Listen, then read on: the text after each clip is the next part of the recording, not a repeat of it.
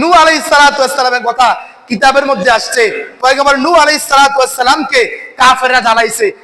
নূহ আলাইহিস সালামকে আল্লাহ এই সব গুনাহ তুমি দইরা একবারে শেষ করে দাও, একবারে শেষ করে দাও। নবী দোয়া করছে, আল্লাহ কবুল কইরা সব গুনাহ একবারে শেষ করে দিছে। এরপরে যখন পানি চলে গেছে, নূহ আলাইহিস সালাম বলছে, নূহ এবার তুমি একটু কষ্ট করে আমি আল্লাহর জন্য কিছু দেখছি হাড়ি পাতাল এগুলো বানাও। নূহ আলাইহিস সালাম বানাইছে। বানানোর পরে কয়, নূহ এবার এই সবগুলাকে লাড়ি দিয়ে ফিরে ভেঙে গেল। বুঝেন নাই? কষ্ট করে বানাইছেন কি কয়, লাড়ি দিয়ে ফিরে কি করতো, ভেঙে যাইতো। নূহ আলাইহিস সালাম আল্লাহকে বলল, আল্লাহ বহু কষ্ট করে ডেকচিগুলা হাড়িগুলা কলসিগুলা বানিয়েছে, তুমি আমাকে বলেছো এগুলা বানানোর জন্য, তোমার আদেশ মেনেছি আল্লাহ। আমি এগুলাকে বানিয়েছি কষ্ট করে, মহাব্বত করে, মায়া করে বানাইছি।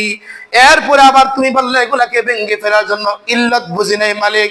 আল্লাহ বলে, মুসা যে ডেকগুলা বানিয়েছ, ডেকচিগুলা বানিয়েছ, তার ভিতরে রূহ দিছো কিনা? পয়গম্বর নূহ বলে, আল্লাহ আমি এগুলাতে রূহ দেই নাই।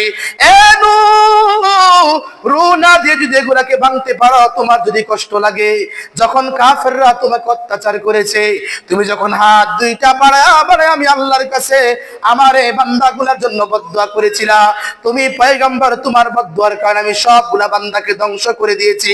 বান্দার চক্ষুগুলা, বান্দার হাতগুলা, বান্দার জুবানটা, বান্দার কপালটা, বান্দার সুবানটা, বান্দার শরীরটা সব কাটিতে আমি আল্লাহ পাক রব্বুল আলামিন কুদরত দিয়ে বানায়া দিছি, আবার বানায়া তার মধ্যে রূহ দিয়ে দিছি নূরে। এরপরে যখন আমি আমার বান্দাগুলোকে পানি দিয়ে ডুবাই দিলাম, আমি আল্লাহর কেমন কষ্ট লাগছে রে, তুমি আবার চিন্তা করে দেখো। বদদুয়া এমনি দিয়ে দিলা।